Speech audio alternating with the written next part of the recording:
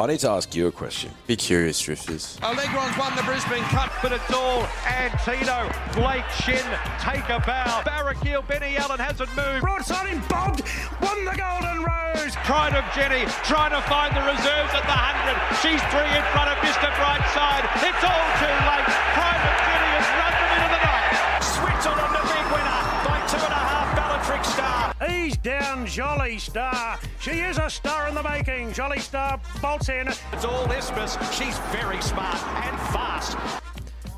Tell you what, this might be one of my favourite weekends of the year. Yeah, easily. It's Taxi Group 1's 2-year-old grand final, the Golden Slipper, and a nice support card at Caulfield. Yeah, the Lions have a bye, so I'm just locked in, and Yes. I'm locked in to horse racing this weekend. Yes. What about the mighty Broncos? They've got to take on the terrifying Melbourne Storm this weekend. In the premiership kit though. 2 decades on. Doesn't that make you feel old? That means we were in year 8, 20 years ago. Yeah, wow, that's wild. Yuck. An all-time classic jersey, though, that white away jersey. My older brother, Black Sheep, is the only member of the family who goes for the Broncos, and he has that 2006 jersey. Classic. Ergon Energy, I think, was the sponsor. Of course it was. Yeah. Back when the government agencies used to sponsor rugby league teams. Bygone era stuff, isn't it? You don't see Queensland Rail on Reds jerseys anymore either, do you? Don't. That is a good point. Who do you think of when you think of that jersey? I'll go first. You go first. Sean Berrigan. Scotty Minto. Scott Minto. Shane Webke. Shane Webke. Carmichael. Darren. Yes. Yeah. Darius. Yes. Justin Hodges. Dane Carlaw. He could play. Yeah, he could play. Good side. Tony Carroll. Tony. Big chin on him. Yeah, there wasn't Katonis playing in 2006. There was Tonys. Yeah. Was Casey Maguire? I think he was. Yeah. Who was the halfback? Because... Oh, Shane Perry? Yes, well done. Yeah. Just a Queensland Cup stalwart came out and won a premiership. But Sean Berrigan was unbelievable that day. Yeah, he was. But yeah, good side. Yeah, Great phenomenal side. Yeah. And look, will they beat Melbourne this weekend? Doubtful. Very doubtful. Yeah. You know who's a good player? Harry Grant. Yeah. I reckon he could be a jockey. I reckon he could. Yeah. Little nugget. Yeah. Bit low to the ground. Low centre of gravity. Perfect hooker build. Yes. Oh, mate. So crafty. So crafty. Round the ruck. Good to see. Yep. All right. Let's get on to the horse racing. What else do I have here? So, futures markets. Ole Dancer got the overs, ran like not a $15 pop, but she ran like a $50 pop, unfortunately. I don't know if there was an issue with her, but too bad to be true. Raging Force didn't make it to the Galaxy. That's okay. Lord Penman was a bit disappointing on the weekend as well. So he's in all sorts heading towards a Doncaster. I've got Tommy Kitten winning the All-Star Mile. He's going to an Australia Cup. Apulia was a nice return on the weekend. Really good. I think him heading to an Australia Cup at 15, so I think he'll start shorter than that. But he is running into Tommy and... Who's the other one going there? Birdman. Yeah, Birdman will be hard to beat there. Sir Delius in the Tank Route at $6. I think happy there. How's your board looking? Mine is looking pretty mid, I must say. There's one that's not on here that is terrific value, and I have talked about it on the podcast, so it's not complete. It's not completely out of the blue, but we've got closer to free in the slipper. I've got a ticket for him at $51. I think he's going around at the $12 mark this weekend, so that's good shopping. I saw tens. Tens? Okay. Yeah. Drawn very wide, but that's not necessarily the worst thing in the slipper. Especially, you don't know what the weather's doing. It could be anywhere from a soft 5 to a heavy 10 this weekend. Absolutely. Already crossed out a few of races that have already gone. I've got Eternal Warrior in the slipper. He unfortunately couldn't make the final field because he was scratched. I've also got a ticket for Stretton Ruler at $51 for the Golden Slipper. So 2 really good shouts there. Jimmy Starr in the All Age, he resumes this weekend in the William Reid. He's already into $2.60 with Team Green for the All Age, so already looking like good shopping there. Grafter Burners in the Galaxy at 6s. He goes around at about the sort of high 4s, $5 mark this weekend, so hopefully that's good shopping. Headley Grange and the Donny at 15s. And then I've just added for the Queen of the Turf. She races this weekend in Melbourne. Treasure the Moment at $8. That market has Autumn Glow in it, which is just blowing out the prices of everything else. I'm really hopeful, and from what Chris Waller has been saying in the media, that she doesn't go there and she goes to either a Doncaster or a Queen Elizabeth. I'd love to see her in either one of those races. The only other horses that are really in the market that look like a bit of a threat in the Queen of the Turf are Lazura and Lady Shenandoah. But if Autumn Glow doesn't go to the Queen of the Turf, Treasure the Moment's probably going around at, if she wins this weekend, a $4 pop maybe even favourite. So I thought that was good shopping. I agree, mate. Well done. I've added to the board this week. One is Banjora in the Midway Championships at $6. Now, I don't think you could see a bigger moral beaten. Should have won.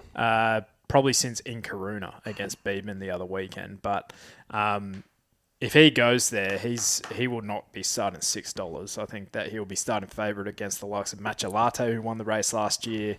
Lord of Biscay will be heading there. Buffalo will be in that field as well.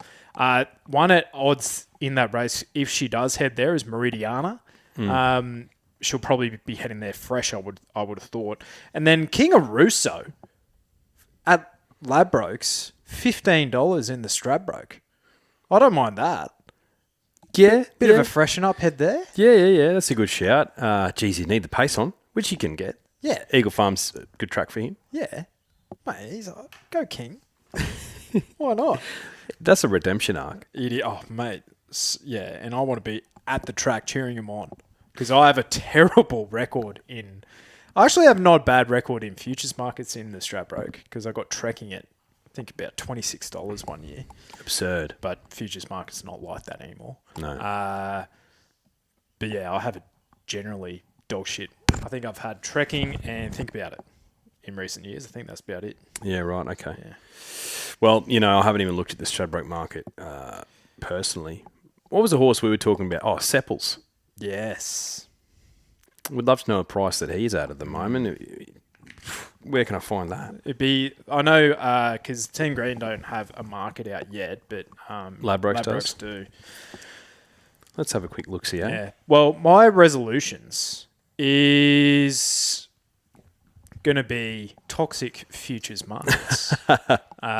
Just with, I guess, Ole Dancer, securing the price, and then she runs like that, securing the price for Raging Force, but also just with what's happening with, like, say, that Doncaster market. Imagine all the people who would have taken their absolute shorts for Autumn Glow. She's no guarantee to go there. Yeah. Because she's a. So you have to pick and choose where you go. Yeah, absolutely. It's getting harder than ever to find value in futures markets, and I think you're almost hoping more than anything else that they rock up, even in that field, particularly with trainers like Chris Waller around the place. He's like, oh, look, I'll just keep my options open. It's like, Chris, tell us where they're going. Please. But I agree with you. Mine is Sydney Money. Mate, there was some enormous plunges on the weekend just gone. And Exudo was one. He was ridden upside down by Tyler Schiller, but he was, I think when he came into the mounting yard, he was about $6 and then jumped around the sort of $3.50 mark, which is an enormous go. Didn't quite get the chocolates, but then something similar happened for Modella in the last and absolutely brained them. Sydney Money's not always right, but you have to respect the hell out of it. Absolutely. And I think more than any other market. And the blows too. Yeah. The blows are accurate. I can't remember a horse blowing in Sydney and winning. Yeah. I feel like they can blow in Melbourne and win. Absolutely, yeah. But Sydney, it's pretty spot on. Yeah. I feel. Yeah, that's a good one. Seapools, $15 in the Yes, Stradbroke. I just saw that. Yeah, so a bit of value in that market because it's pretty early. All right, let's do Caulfield first. Yep. Caulfield was probably you haven't seen Caulfield play like that.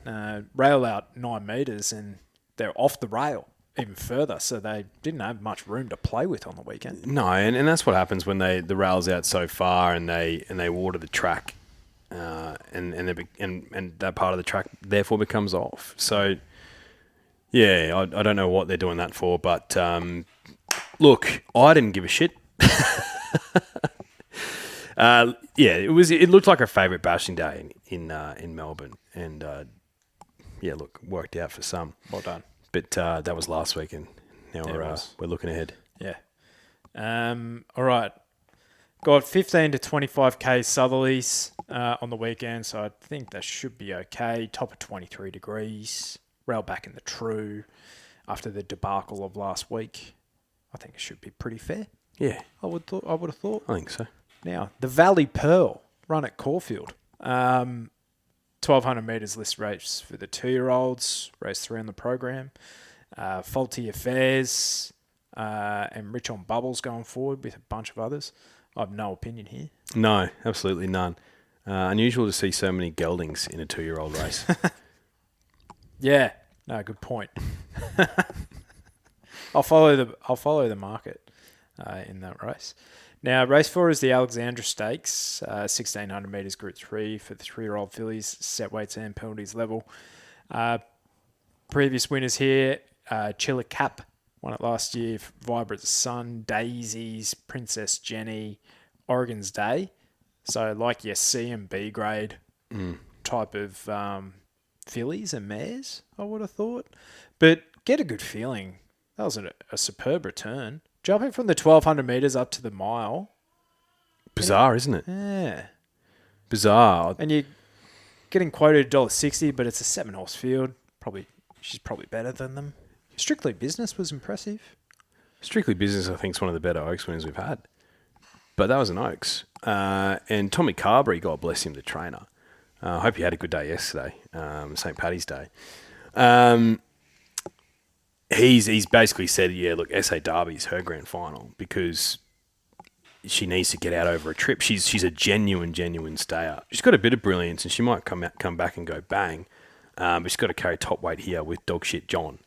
And they were tossing up whether to start her off over 1,600 metres or 2,000. So fascinated to see how she goes. I was thinking about John on the car ride home from work today. Okay. Because I think he's the last jockey to win a Cox Plate other than James McDonald on State of Rest. Because J-Max won on Animo, then he won on... Romantic Warrior, then twice on V16. Is that? Yeah, you're right. How the mighty have fallen. Yeah. And he gave State of Rest a peach. Yeah, he did. On protest. Yeah, on protest. But he was...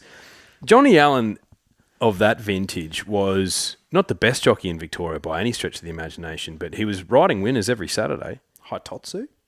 Yeah, the Derby King. Derby King. Explosive Jack. Yeah, in 3 derbies. Tasmanian Derby. Yep. What else? I'm assuming it's like an Australian Derby. Yeah, maybe an SA Derby. Yeah, he definitely won an SA Derby. Yeah, and then I think he came up here, tried to do the That's right. quality, and he didn't quite do it. Yeah, that's right. Little end of prep run for Explosive, but then he went on to win a Sydney Cup at 40 to 1. Friend of the podcast. Yeah. You only need to do it once. I think Get a Good Feeling would be on a similar path though. I don't think she's going to be an Oaks filly. Yeah, which is, but it's 2,200 metres though, or 2,000 metres. It's 2,000 metres. Yeah, in South Australia, the Australasian Oaks. Strictly Business is going for the Derby though, 2,500 metres. Gotcha. She'll go to the Australasian Oaks as well, but it's not a grand final. Get a Good Feeling. That return over 1,200 metres. I'm thinking, hey Danny, mile maybe, but keep her over 1,1400 metres because that was breathtaking, that win. So for her to jump up to a mile from 1,200 metres, I think is really odd. And $1.55 with the big green giant, you can keep me out. And Strictly Business isn't a price where I can, have a spec, so keep me out. It's that type of race. Yeah. All right. What have I got here? Not that race. Race 6 is the Don Casbolt Classic 1,200 metres Group 3 for the 3-year-old fillies at set weights and penalties. Get a good feeling should be in this race. Yeah. So, previous winners here. Clean Energy won this last year. Gummy Gumdrops, Parasol, and Tulip. Point Barrow, $2.90. Are you forgiving of Point Barrow's performance in the Oakley Plate? Yeah, you've got to forgive that. First up into a race like that is difficult for a little 3-year-old filly. So got to forgive. Back to her own age and sex. I can understand why she's favourite.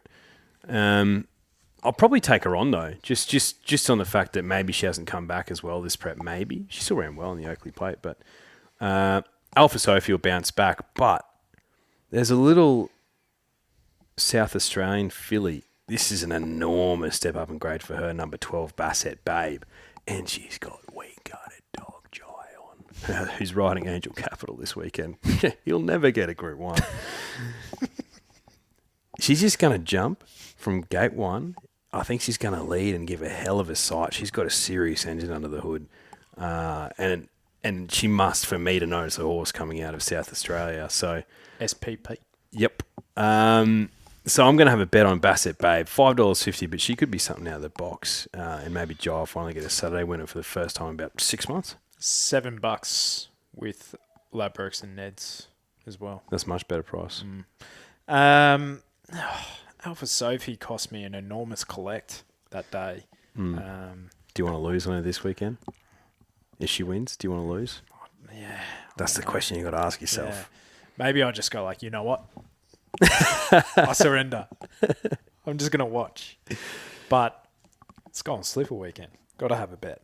So I'll probably be in her camp over Point Barrow just at the price and where they are in their preps. I think Alpha Sophie at around that $5. Yeah, it's good. I feel like she was very, very good first up. She did not like the straight at all. No, and around a bend at Caulfield, cherry ripe sort of stuff. The Sunline Stakes is race 7.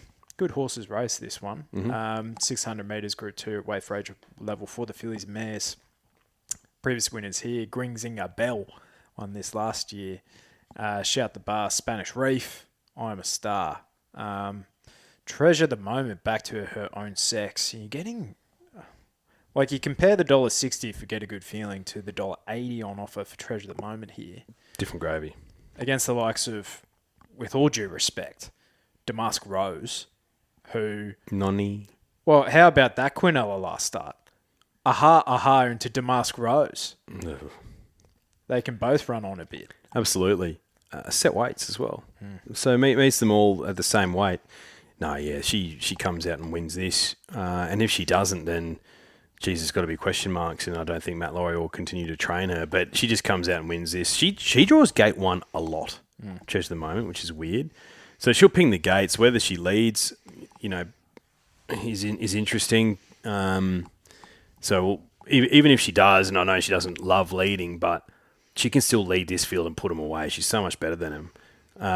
If you want one at a big price, I know that I kicked up for her first up, Philia, and she was very disappointing, but she ran super the next start when she ran into 4th in that aha race. Had to give them all weight as well, and just couldn't get clear running at the right time. So she's $11 with Team Green at the moment. If you want to have a Quinella on with Treasure at the moment, I think she's the horse who can run well. Yeah. I'm struggling to find a real big play at Caulfield. Is on display up to this standard? I don't know. Maybe against her own sex. It's not one of mine. She was the first mare home in that race. The Shaftesbury Avenue behind She Light and Heat of Shock. But is that good enough to win this sort of race? She did beat home Cafe that day. But it was a bit of a leader bias track that day, so I don't know. Maybe I'll take the Quincy on display with Treasure, but that's not a massive. I don't think there's a lot of value there either. Race 8 is the William Reid 1200 metres Group 1 weight for age level. Previous winners for this race: Schwartz, Imperatriz 2-time, September Run, Mars Crusader, Loving Gabby, and Sunlight. So some good horses win this race. Good to see the old boy. Who would be the equivalent for him? Just like someone who was like okay through the lower grades and then just, you know what? Like Froggy Lester. Yeah. Okay coming through, but as an old man on 1-year contracts, just getting win after win after win. Kept Charlie Curnow goalless on the weekend, by the way. Yeah. Best on ground for the Lions. Yeah. In a shit performance. But Jigsaw going forward here, he's hard to run past. Yeah, he is. So is Barrakiel. And that's really all the speed that is in the race. Maybe Tropicus taking a sit behind with Devil Knight. But yeah, Jimmy Star, $2.30 first up. He wins. Yeah.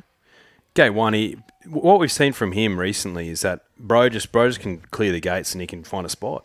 He doesn't have Ethan Brown, which is a little bit of a concern, but Mark Zara will just get over the top of him and get him into a nice position. I think he's, if Tropicus isn't the best sprinter in the country, then Jimmy Star is. He loves Caulfield. He fires fresh. His trials have been sexual. So Jimmy Star for me on top. I'll take the black odds, but if you're not with him, then there's plenty of value. Jigsaw ran super last weekend. You know where he's going to be. He's going to be in front for a long time. Angel Capital ran well in the Newmarket again. Goes back to Caulfield. He's $9 with Team Green. Has Jai McNeil though.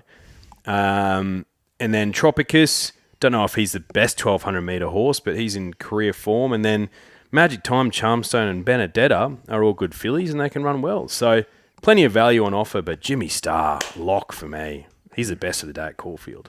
Best of the day. At Caulfield, yeah. Oh, just made trials. I'm not a massive trials guy, but he's come back. I think he's come back better. And if he's come back better, good luck everybody else. Yeah, Caulfield is his track too. Yeah, he loves a little bend. Just so he can like slingshot off him. Yep. Go whooshka. Needs a good ride from Barry 1 though. He does. So they'll know where he is in a race like this. So he could be cluttered up. But you know what he has shown more recently? He can take a sit. Yeah. He'll probably be in the coffin. That's what I mean. And he'll be like, hey, I'm Jimmy. Get out of my fucking way. Yeah, and he's got Mark. Yeah. Mark's got Jimmy. Jimmy's got Mark. Yeah. That's all that needs to be said. Put. Charmstone did win the Manicato first up in the spring at an enormous price against the likes of Barrakiel and Magic Time. So she could very well do the exact same thing here. She is a first up mare as well. Jimmy, first up in the spring. It's kind of hard to kind of like judge him on that because he was super hitting the line and you just knew he was obviously on a Everest path. Yeah. I do think he does get better through a prep, but he also won a Oakley Plate first up. Yeah, no, that's when he announced himself. Yeah, so I don't know. If I'm not with Jimmy, probably with Charmstone at the price. Whatever. If I was having a quaddie, I'd put my old mate Barrakiel in there too. Well, look, the Price and Kent Jr. stable, horses like that win at that sort of price. And then when they start, after winning a race like that, they start as a $1.70 favourite. They tend to lose. Like Globe. Yes. Yeah. The Alistair Clark Stakes, 2,000 metres Group 2, set weights. I thought Planet Red was brilliant in the Australian Guineas. Mm-hmm. God, he can run on a bit. Yep. Do you want to take the $1.80 for him? Probably not. Yeah. Probably not, no. But is there any others that you really want to take? No, there isn't. Probably not. There isn't. And with respect to Jamie Carr, she is not Mark Zara. She's got her own strengths as a jockey. But when a horse needs to be, I think, more aggressively ridden to find a spot, I think Mark's your guy. This is the exact same situation we were just talking about Charmstone. Like $1.80 for literally this stable. Literally. where it is the perfect setup. They just don't really win that often. No, they don't. So you can steer me out of that. But he should be winning. Single choice beat home Arcora, who's somewhat franked the form. And Makumani of, I guess, these middle distance 3-year-old like staying types, I think he's a very underrated trainer. I've been saying that for literally years on this very podcast. So I think, I think single choice is one at, I think he's second favourite in the market. So well found, but could be one. Dad and Dave. Tasmanian Derby winner. Well named. Yeah, very well named. Could be featuring. All right, let's get to Rose Hill. How's this for a weather forecast? Oh, God. Rail is out 2 metres, as it always is for Golden Slipper Day. 0 to 25 mil on the Wednesday, when we're recording. 4 to 25 on the Thursday. 0 to 10 on the Friday, and then 0 to 10 on the Saturday. Now, the Saturday rain, I believe, is in the afternoon to the evening. So I have zero clue where it could be come this weekend. I think it's a pretty rock-hard track currently because they're just banking on some of the rain to get some juice into the ground. I reckon if I was a betting man, which I definitely am, I'm banking on about soft 7. Yep. Soft 6, soft 7, I reckon. Yeah, I think so. So, and Parramatta's weird. Like, Yeah. Randwick gets pelted every single time, Yeah. whereas sometimes Parramatta just, like, doesn't get anything. yeah. So, we will see. We will see. But race 2, the Mannion Cup, over 2,400 metres, Group 3 handicap. Campbell-Dino, friend of the show, messaging us on IG, now works for this. Josh Buttonshaw, working for this stable now, not the Snowdens, and not for Yulong. So, gave us a little tip, gave us a tip in the DMs about this horse, and it won. Very good first up run, was super. Second up, I think he can absolutely feature again. It's just a lot of these kind of keep going up against each other, right? If you're looking outside of that, I thought Mr. Monaco was a nice return in Sydney as well, down in the weights, but yeah, probably top 2 in the market for me. Yeah, I think so. I think Juju Kibo's a big chance with the 55 kilos and Craig Williams on. He got smashed in the market last start. Yeah, he did. So I think you probably can trust that, and he should run well. But I think Campbell-Dino's a big chance too. So it's one of those two, and we'll reassess and have a bet on the day. Yeah, if we want to. The opponent stakes is race 3, 1,900 metres, Group 3 for the fillies and mares. Set weights and penalties. Marymount Bula won this last year from Polly Gray. I think Marymount Bula was my best bet of the day in this race last year. Pinedo was a super return. Yes. First up and subsequently second up. Barry 14. She goes back anyway, but back to her home track. Could be featuring. I think so. I think she wins. It was a brilliant win last start, and she's a mare on the up. I think gate 14, not the worst at Rose Hill when there's a bit of pace on. Just go straight back and then slingshot out wide and storm over the top of them. Also has James McDonald. My concern with her, though, is kicked off at the 1,300 metres. And the Millie Fox jumps up to the Asahi Super Dry Aspiration Quality over a mile and then jumps up to 1,900 metres here. So it's a pretty decent jump between distances and runs. So will she run out a strong 1,900 metres? I'm not 100% sure. But no, she looks like the one on the up for me. Yeah, agreed. And a lot of these are coming through the similar form races or similar jumps as well. Like you look at Polymnia, was 1,300 to 16 to 19 here as well. Had the same lead up run, but different. I think that might have been the same lead up race as well. No, different lead up race. Apologies, but yeah. So that's that moving out race that they a few of them are coming through. So a few different form lines there. I think Star's, if you want a on-pace, I guess, tough mare to get past, Star Fisticated, Panito had to really wind up her gears to get past her. Arguably better if it is a bit of cut in the ground as well. Hasn't been out to this out to the 1900 before, but has won at the 1800. So, but she's typically performing in like midways. So, and you're getting asked to take about $12 for her. So, needs to improve. The Derby Munro 1200 meters listed. So weights and penalties. Previous winners here: Autumn Glow, Brave Mead, Opal Ridge, Marzu, Isotope Crone. So a few of ours. Yeah, absolutely. Yeah. What do you think of Beeben first up? I think he was lucky to win. He was lucky to win, wasn't he?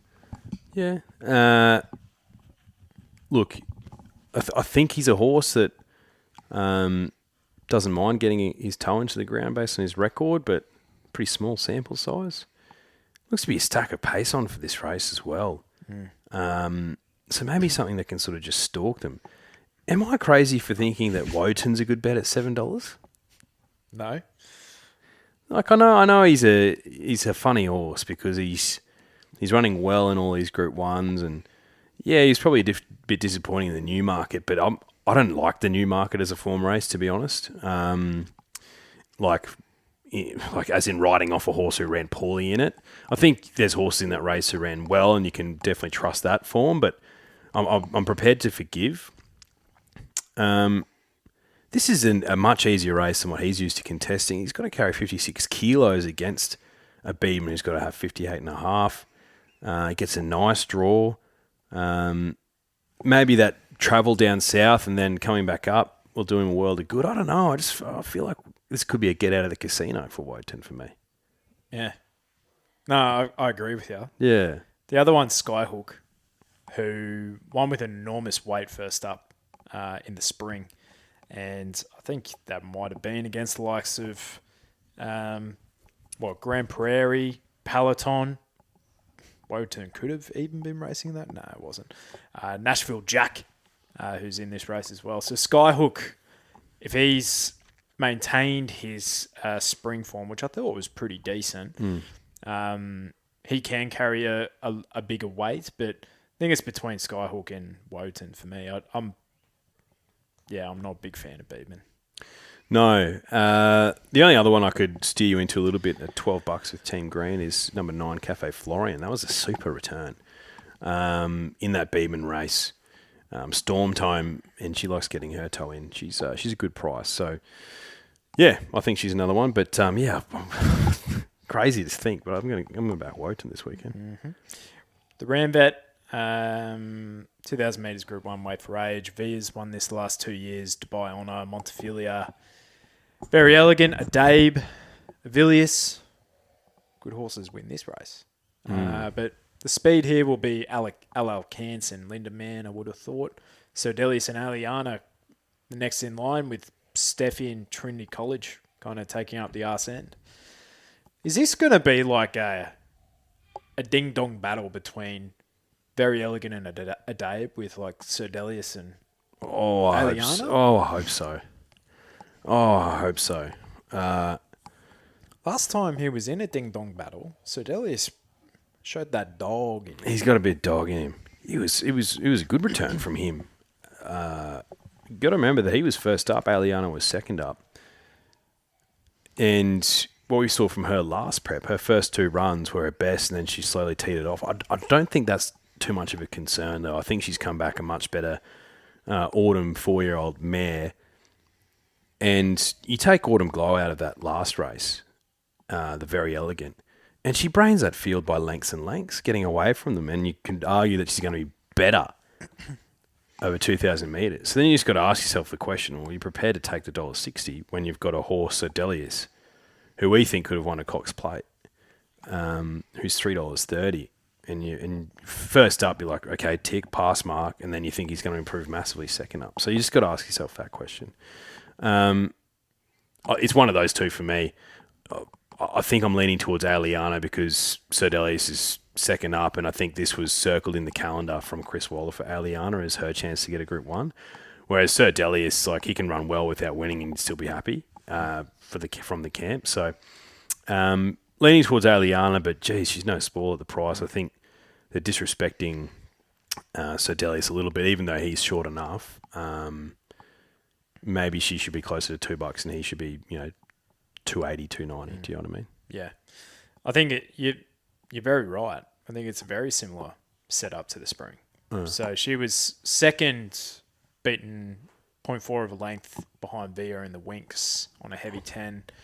Beaten 1.5 lengths in the Mackay Diva to Mr. B, which was famously a terribly ridden race. One of the slowest miles ever ridden at that level at Flemington.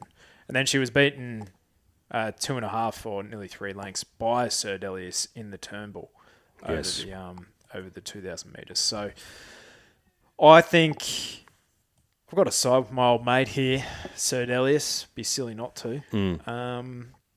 I thought it is going to be tough for him to make up the 3 lengths, but I think although he's got some really nice form in his first up profile, I think he just improves significantly as an entire wood that actually has his mind on the job. And if it is in the heavy range, he's 2 from 2 on heavy ground too. So, yeah, Team Sir Delius for me. Now, the Rosehill Guineas, 2,000 metres for the 3-year-olds. Broadsiding won this, Riff Rocket, Linda Mann, Animo, Moanga Castelvecchio, the Autumn Sun. Not bad. Good. Wait, sorry, who won it? That guy. My guy, Mo. Speed in this race. Observer, he does what Observer does, right? Are you kidding? Up forward. And Bing Eye probably going forward. Victoria's Spirit. Noticed it's not in the gear changes, but it's still no blinkers for Autumn Boy. So no blinkers this prep at all, and he won the Caulfield Guineas with the blinkers on. I thought that's interesting. It is. Did they just see him on his Melbourne leg, and he was just all out, and he just needs to focus or something? Maybe. I don't know. Maybe. I'm not sure. I didn't think I would be, but I'm with him. I'm with Autumn Boy. Yeah.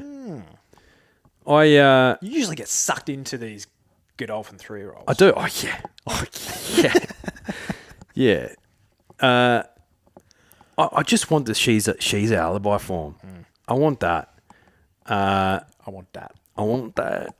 Observer, I think, is entitled to not have a flat run, but I think he's maybe entitled to not win this and then can go win a derby if that's what they're wanting to do with him. But I still get the feeling he's a 2,000 metre horse. But yeah, I don't know. I want that Randwick Guineas form. I think that second to She's a Alibi is better than winning the Australian Guineas. I think that's better form. So 60s has franked it. Yep, 60s has, true. He'd want to though. He wanted to. What, $1.40 or what? Is it just me or are there more and more dollar something pops racing up every weekend? There is, mate. Rocking up every weekend. But anyway, yeah, give us a chance. Yeah, I'm with Autumn Boy. It's one of those two, obviously. Yeah. Do you know could run a big race here and not win? Federalist. Yeah, mate, I had something on him last weekend. He got out to 34, so I was like, you know what? I had another look at that Pakenham Maiden run. I was like, that was a pretty good run. And he's only going to improve on the quick backup here, I reckon. Now, he's going 1,500 out to the 2,000, but I think if you're to do that, the quick backup is the way to do it. Now, if it is wet ground, his mother famously hated it, but he's obviously not his mum, so you never know. But I think there's been a little bit of market support for him, like $12. Like I thought he was a really good run. Great run. Yeah, great run. Oh, Geez, Jake Milne I think, would pass out if Federer's won. He's that horse's biggest fan. Hilarious. Gave it a big push last week. He's like, you can win this race. Yeah. Well, He ran super. Yeah, it did. But no, I'm Team Autumn Boy this weekend. Yeah, okay. I'll probably have something a little smallish on Federalist. The George Ryder. This is a good race. Previous winners here, 1,500 metres Group 1.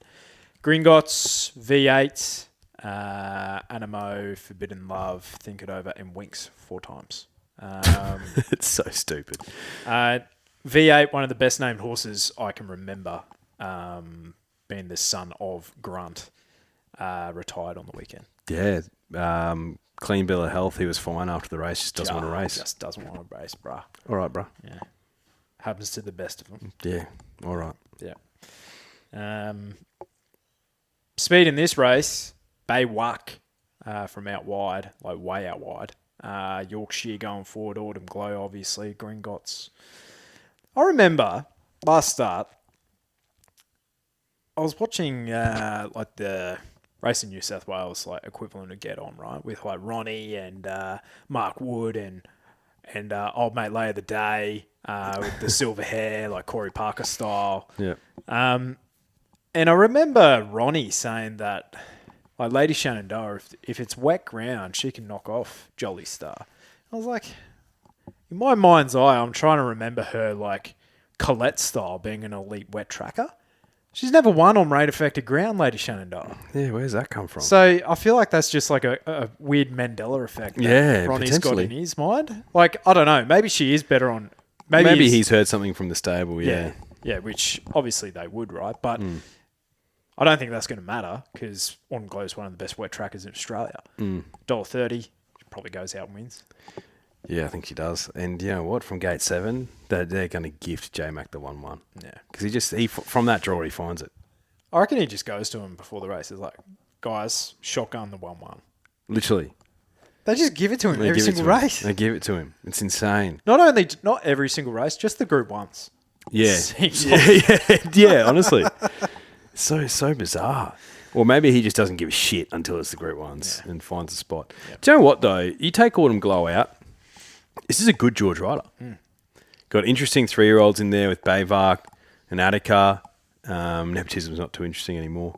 And then you've got a few up-and-coming geldings who've been racing around that sort of Group 2, Group 1 level.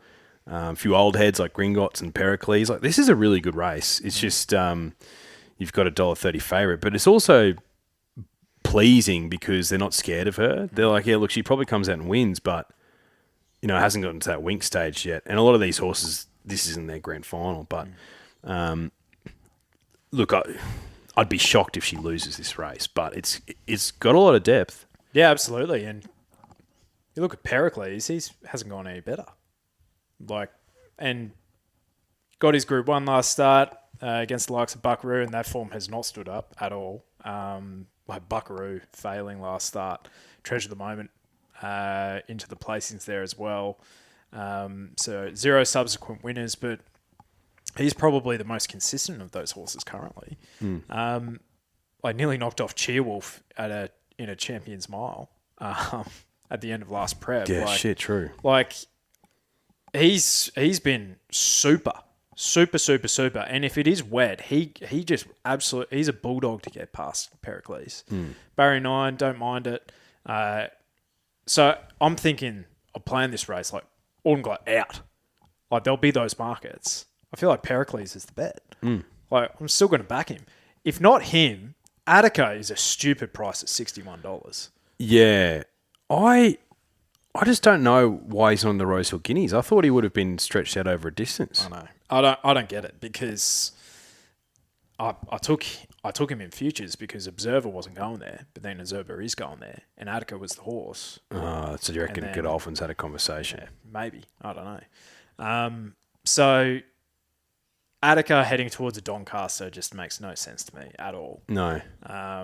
But I think it's $61 here. He's nearly the outside of the market. If you take NCAP out of nepotism, gee, that's a big price. Think he's been good. This prep, he's got that Sheezer form, albeit beaten nearly 6 lengths. Yeah.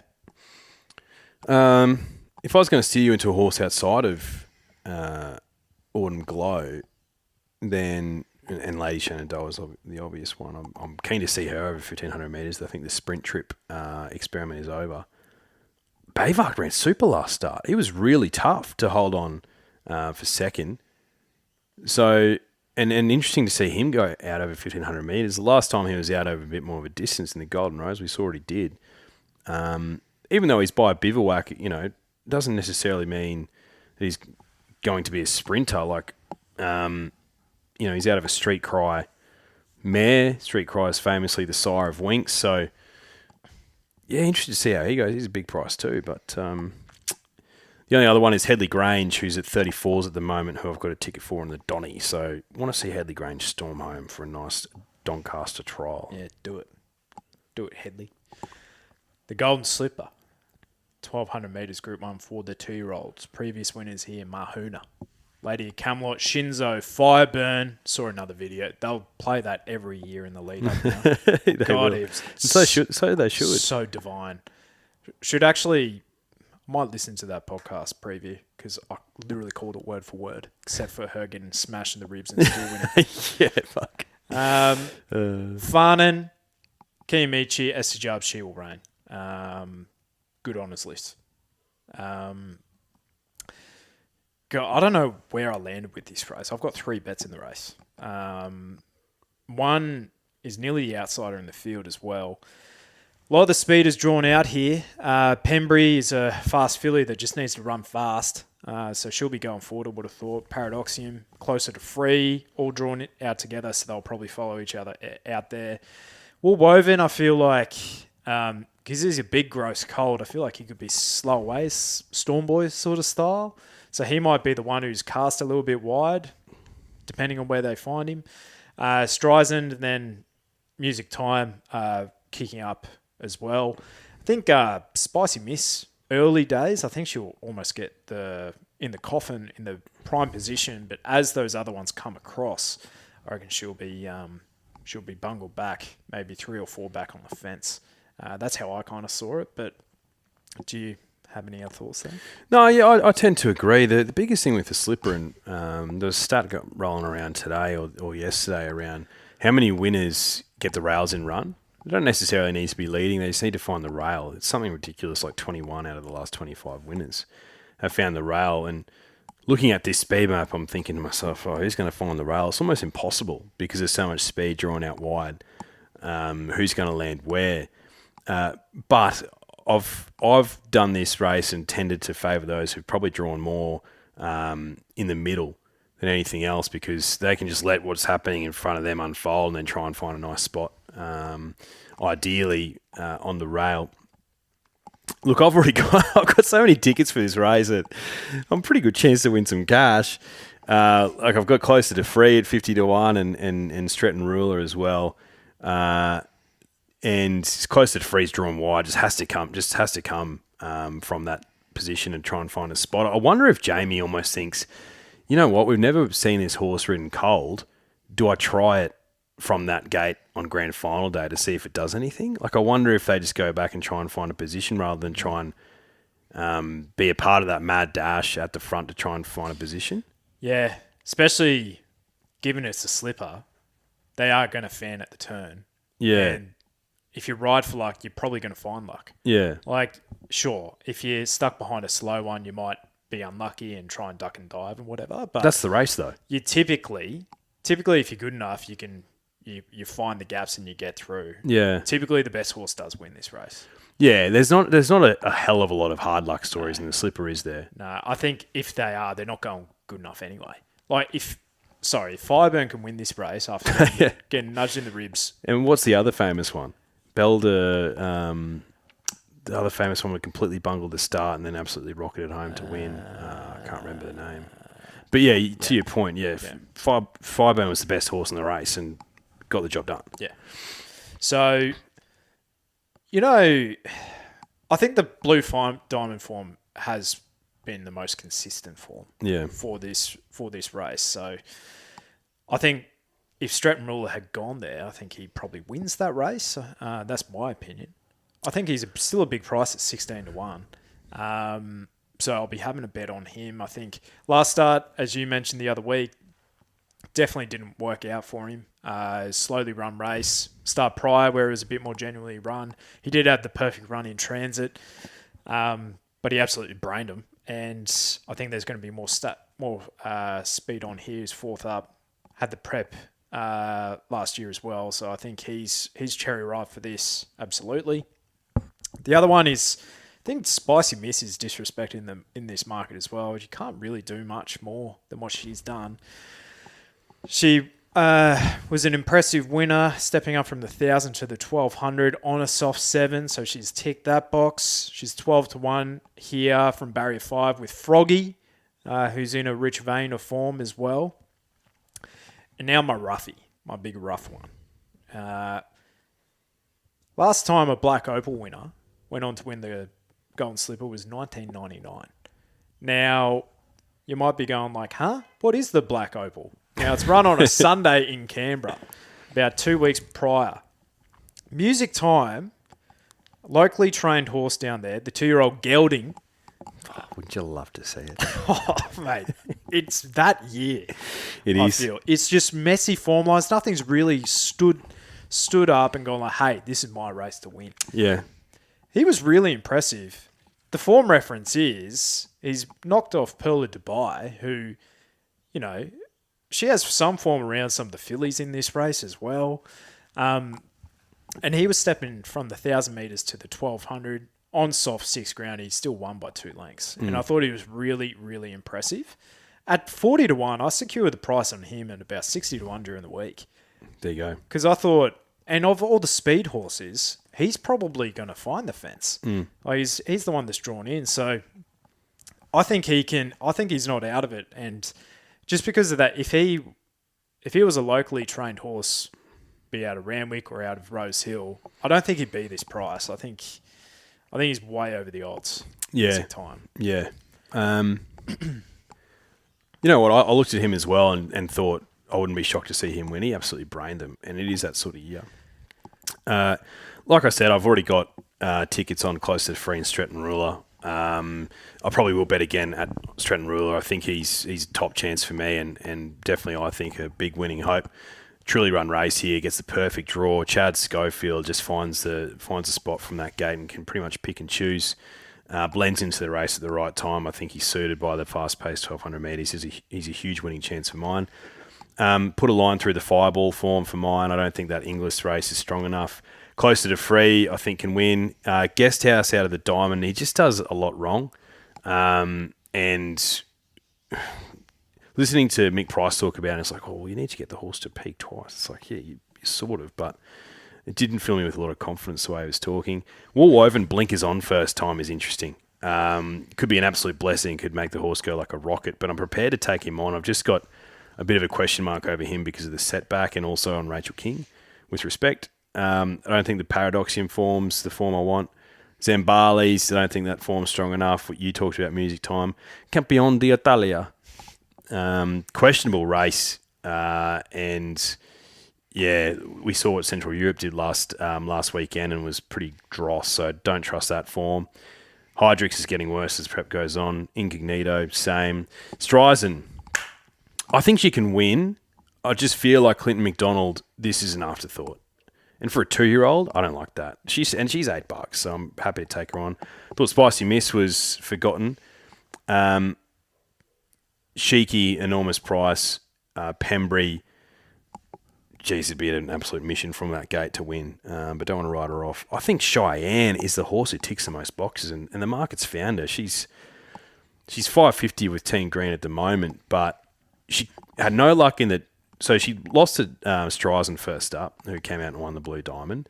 Had absolutely no luck in the Blue Diamond. She was caught wide, 5 wide without cover, the notes say here on RaceNet, and still was finishing off well, and then absolutely brained them in the Riesling Stakes. And the rating suggests that she stacks up as well. Loses J-Mac, but gets Craig Williams. And if there's any guy who has been studying the history of this race and the form, it's Craig Williams, and he's going to know if you find the rails in run, you're going to give your horse best possible chance.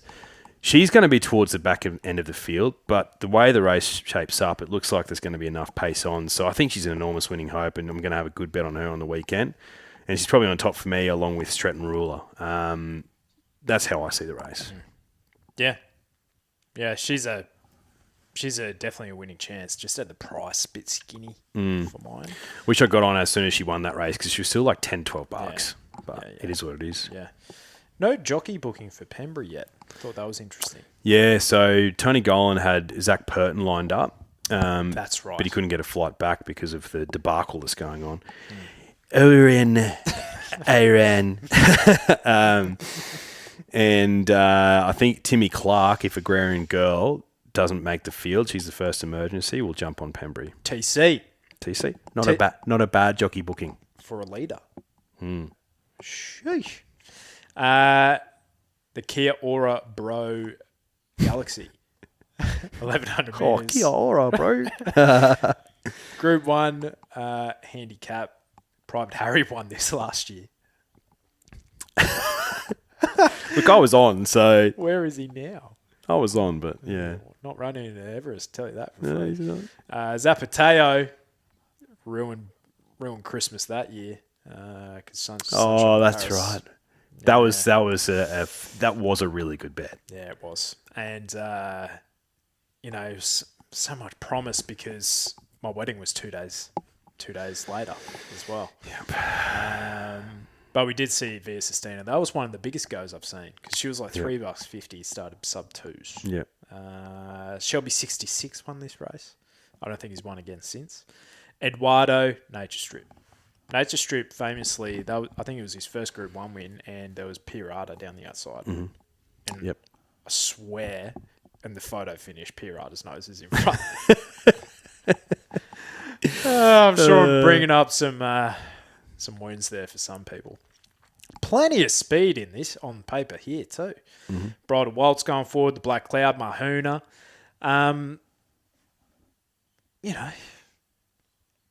A bunch of others as well. But did you have a firm opinion here? I know you were keen on Grafter Burners. He's the favourite. Yes, yeah. I got him at a bigger price, but he's $4.20 now with Team Green. Grafter Burners, look, he's got the same setup as Private Harry. He doesn't need to be a superstar to win this, but he's got 50.5 kilos, and he's got a great draw with the pace on, and he's got the throbber Zach Lloyd on. He was a winning machine. He just kept winning, albeit against weaker opposition, but Kelly Schweider always had a circle around this race, so it's not like this is an afterthought. I think he can just go bang, and there's a lot of horses in this race where we're sort of like, yeah, we know where you're at. Like Jedi Bill. Like Jedi Bill, absolutely. Hedged. Hedged. If it's bottomless, Marzu, I don't think he starts $12. He's 17s with Team Blue. Is he? Yeah. Disrespect from Team Blue, trying to lay him. Yeah. He ran well first up. Mm-hmm. I think Joe's a good trainer for him. Yeah, great trainer for him. Yeah. Just stay focused, all right? Yeah. Yeah. But the old boy wouldn't shock if it was a soft 7 heavy 8. No. He runs super. Reserve Bank, I thought, was fascinating. Haven't seen this horse since he won the Goodwood. Trialled 3 times. This is almost a year later, and he resumes first up with nuts intact. I thought that was fascinating. And I'm just wondering what the market's going to do with him.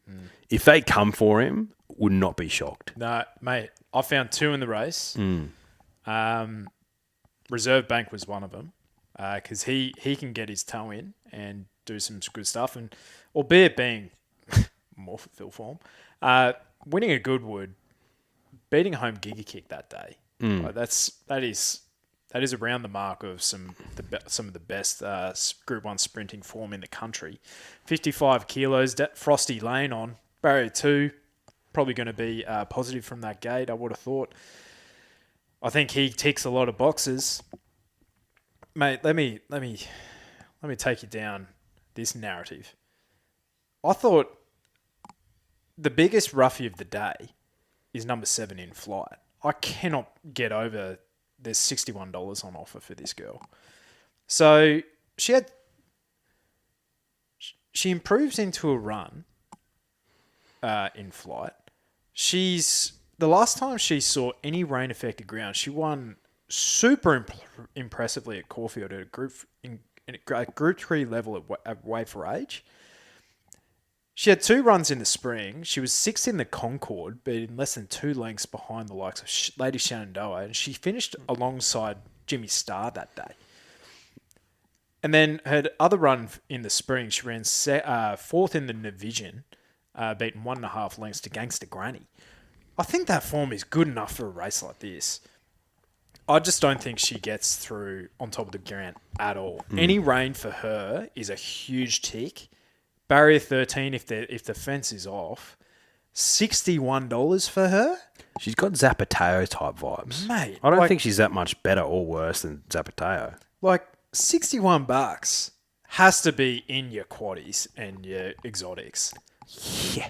Like, she's a stupid price. And you could just see Joe Pride being smug after the race. Going like, just little Cheshire cat grin. Going like, yeah, it was the plan all along. Yeah, he would. I know, It's a plan all along. I kept it in this part of my forehead. So prominent forehead. Yeah, huge forehead. If Inkaruna gets a run, yeah, obvious, but probably won't get there. Any other thoughts? No, I'm with you. All right. The birthday card stakes, 1,200 metres, Group 3 for the fillies and mares. I feel like you win this race a fair bit, but looking at the previous winners, maybe not. Ostmar, I feel like you might have had her last year. Chain of Lightning won this race the year prior on her way to winning at TJ. Zapateo won this, and then Avantage, the Kiwi as well. Look, Inkaruna is awfully short, but gee, that was a really, really impressive return. It was. Sometimes you can get sucked into the unlucky horse and they start favourite next time. You're like, oh yeah, surely. And then they disappoint. This is not one of those occasions. Gets a nice draw, has a good weight relief. And I think only bad luck beats her, which happened last time. So... And you know, with some of those setups as well, it could be like, oh, they were so unlucky, but they were in restricted grade, and then they go against the boys or something. She was racing against the boys, and she's going back against her own sex here. So I think she's ticking a lot of boxes, like 53.5, barrier 6, as you said, TC. Yeah, it's just $2.30. Yeah, but I thought Salty Pearl was short last week, but it was a similar sort of setup. She wasn't unlucky the prior start. The race just wasn't run to suit, and she put the writing on the wall, and then she went to a restricted race and just absolutely brained them. Yeah, with dog shit Johnny on. That's true.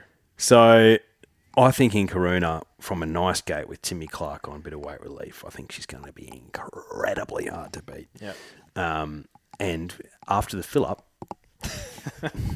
you just go chips in. If I have in-flight money, Oh, holy shit. Responsibly, beginning a whack. Yeah, you get a nice hard whack. A whickety whack. Yep. But, yeah, give us strength. Yeah, Inkaruna is probably the best on the card for me at Sydney. But I'm really keen to play around some of those at longer odds. Yeah, I really like Sydney this weekend. There's a bit of value. Melbourne's, there's too many shorties and I don't like it. But Jimmy Starr is a cracking bet. Black odds for him in that race. Like, it's a smart little William Reid, but like I said, if it's not Tentaris, it's him. Yeah. And you're getting black odds, so gotta whack that. Yeah. Gotta whack it. I was having a look at the TJ market, just as you and my wife were speaking before this. Tempted, probably won't be heading there because the Arrow field, but she's $8 in the TJ if they decide to go that way. Yeah. She's kind of proven herself. Tentaris is $4, I think, or $5 in that market maybe. Favourite? No, I think Jimmy's favourite. Jimmy's favourite? Yeah. Yeah. I just think that I understand that. I think Tentaris probably has better quality. I think he might have a higher ceiling than Jimmy Star, but Jimmy Star the last few runs just consistently hit a mark where if he brings that, he probably needs Tentaris to go to his absolute best to beat him. And at this stage, Tentaris probably doesn't have a big enough sample size to suggest that is what's going to happen. He's a colt. Yeah. And, not all colts are the autumn sun. No. Who No, they're not. who just rock up to race, they're like, yeah, I guess so. Yeah, no. Yeah. Yeah, I guess I'll just, slink around this mounting yard and then win this race. Like, most colts are like worse than Animo. Yeah. But most good, exactly. Most good colts are like Animo, where most of the time they're all right, but they can just get a bit. Yeah. As the prep, if you go one run too many, it's like, bruh. Yeah. No, I want to be in a paddock. Yeah. I want to run around. I want to bank some fillies, bro. Yeah. No. I've had enough. All right. Well, we will see you next week sometime. But, God bless. Enjoy the weekend, Drifters. She's a big one.